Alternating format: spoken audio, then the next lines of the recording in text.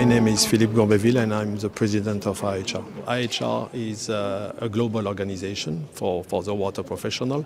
We are close to 90 years. We were created in 1935 with the ambition to collect and to share expertise and knowledge, good practices, mainly for around hydropower and hydraulic structures for hydropower. Over the last decades, we have included new topics, new ideas that were concerning all the water cycle, and now we are offering kind of global platform where we are federating professionals involved on all the type of water resources, activities and services. We are representing more than 180 countries around the world. We have institute members, research institute, universities, but also operational water utilities that are working with us. Of course, we are covering the different continents, and we are also, of course, integrating operators and water actors from Africa. We have 30 working groups, thematic committees, where we are collecting experiences, solutions on specific topics related to water. It could be hydropower, it could be dam construction, it could be irrigation, it could be water supply, but also sediment transport and so on, and technology. And of course, those technical groups and working groups are sharing solutions that could be implemented in different regions and in different regional contexts. So the idea is to provide this knowledge, which is offered to all water professionals, especially in Africa, where we have a huge demand for technical solutions, but also for proper water professionals. There is a big challenge to train properly young water professionals that can engage themselves to work in the water services sector. So we have a strategic plan within IAHR where we have identified 4 thematic priorities regarding climate change and mitigation. Another one which is on energy transition, food security and natural-based solution, and another one which is on disaster mitigation and resilience improvement in a global way for modern society. And we have a cross-cutting topic which is on digital transformation. Of course, one of the key challenges is to address the urban environments where we are concentrating most of the challenges. We have the density of the population, we have the services, we have the high technology which is provided in those urban environments, and we have to make those environments resilient to climate change, but resilient regarding water that has to be provided to the population, water in a good quality, with a proper quantity, and of course with sanitation services. The challenge that we are facing is the urban growth. So we have now a size of the city which is higher than several millions of inhabitants, 10, 20 million inhabitants. Cities are now existing around the world. Of course, those cities that have grew first, especially in Asia, have developed new solutions that are fitting with the size of those challenges.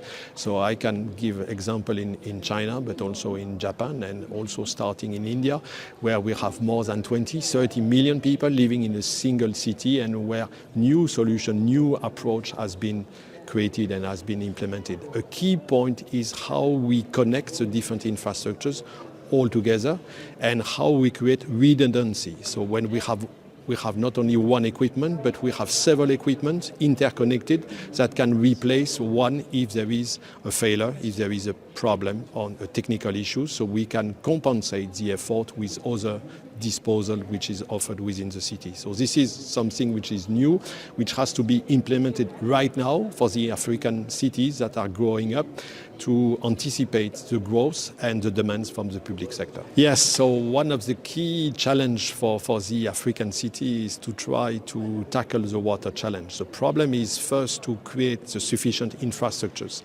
We need water supply network to bring the water to the people. So we need to develop those structures.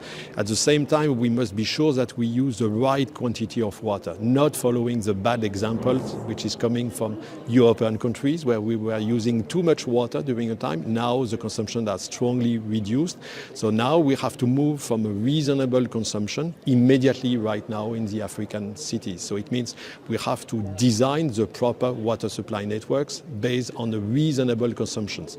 So we have to educate, provide information to the population and explain that we can do more with less water if we try to optimize the quality of our network. So we need to chase the leaks and to be sure that the water is properly transferred from the source to the users. And then what we have to do, we have to try to optimize the services, using less water for those services that are provided to the population, reducing the individual consumptions, which is something which is quite feasible by optimizing the use of the water and the use of energy we are mobilizing for those services. And then at the end, we need to provide also services for sanitation. When we have used the water, we need to clean up the water before to send it back to the natural environment.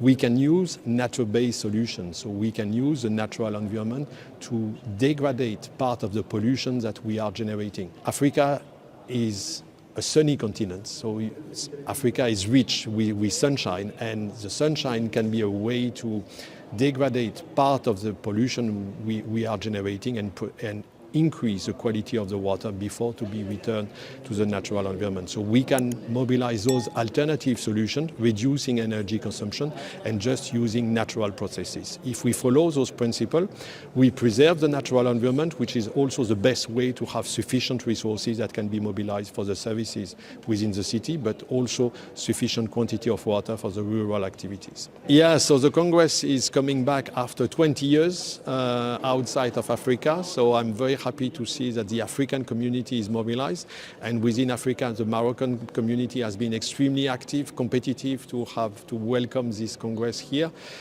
which is a very good sign. So this is something which is very positive because we see the potential interaction among the different countries in Africa and creating a global community of actors involved in the water sectors. The water professional in Africa is a too small community. It's a message for all the country. We need to train more water professionals, and we need to have more younger person being interested to work in the water sectors. The water sectors will always need a water professional, and this is a fantastic job opportunity for the future, serving the population for one of the most essential good, water.